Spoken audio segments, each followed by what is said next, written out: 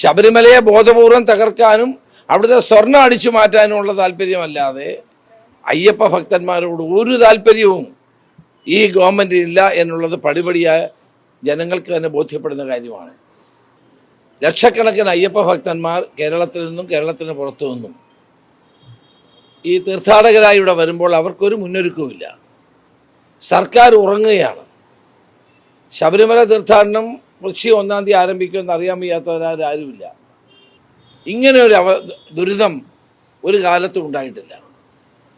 ലക്ഷക്കണക്കിന് ആളുകൾ വന്നു ചേരുമ്പോൾ അവർക്ക് അനുയോജ്യമായ സൗകര്യങ്ങൾ ഉണ്ടാക്കേണ്ട ഗവൺമെൻറ് ചുമതലയല്ലേ? ഇതിനെല്ലാം ചുക്കാൻ പിടിക്കേണ്ട ഗവൺമെൻറ് അനങ്ങുന്നില്ല. ദേവസ്വം മന്ത്രിയെ കാണാനില്ല. എന്തൊരവസ്ഥയാണിത്? ഇങ്ങനൊരു സാഹചര്യം ഉണ്ടായിട്ടുണ്ടോ? ശബരിമലയെ ബോധപൂർവം തകർക്കാനും അവിടുത്തെ സ്വർണം അടിച്ചു മാറ്റാനുമുള്ള താല്പര്യമല്ലാതെ അയ്യപ്പ ഭക്തന്മാരോട് ഒരു താല്പര്യവും ഈ ഗവൺമെൻറ് ഇല്ല എന്നുള്ളത് പടിപടിയായ ജനങ്ങൾക്ക് തന്നെ ബോധ്യപ്പെടുന്ന കാര്യമാണ്. വൃശ്ചികം 1-ാം തീയതി നട തുറക്കുമ്പോൾ എല്ലാ കാലഘട്ടത്തിലും തീർത്ഥാടകർക്ക് വേണ്ടിയിട്ടുള്ള അടിസ്ഥാന സൗകര്യം ഒരുക്കും. ഇത്തവണ ഒരു അടിസ്ഥാന സൗകര്യം ഒരുക്കിയിട്ടില്ല. പമ്പയിലും നിലയ്ക്കലും ഉണ്ടാകേണ്ട ക്രമീകരണങ്ങൾ ഉണ്ടായിട്ടില്ല.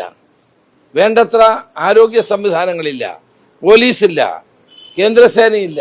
പിന്നെ എന്താണ് ഇവിടെ ഉള്ളത്? അയ്യപ്പ ഭക്തന്മാരോട് കുറെ കൂടിയെങ്കിലും കരുണ കാണിക്കണം ഈ ഗവൺമെൻറ്.